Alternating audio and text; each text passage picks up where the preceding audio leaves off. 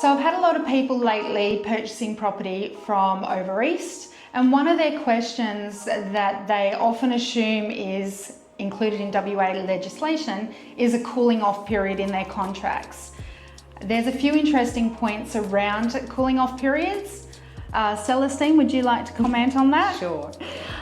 So generally in Western Australia, there's no automatic cooling off period. Once a buyer and seller have signed the contract is generally binding and the buyer is legally obligated to proceed to the purchase, unless there are specific clauses in the contract that allow for some sort of cooling off period.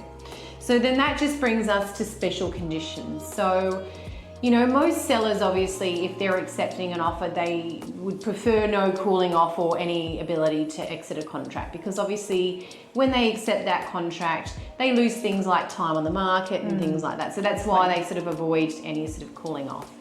Now, there are clauses that in the past, you know, if it's a unique property that, you know, requires, you know, council approval for development or something like that, you are able to add clauses that allow the buyer to do a due diligence clause, which gives them, you know, for example, 10 days or so to do their due diligence on the council, and it would allow them to exit if they're unable to complete the sort of development that they're looking to do. But these are fairly rare circumstances that you'd be looking to put that contract in, because it also allows some uncertainty in terms of the seller, in terms of the contract being locked in.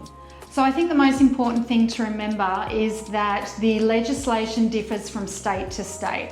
That's the most important thing to keep in mind when you are purchasing property in a different state to your own.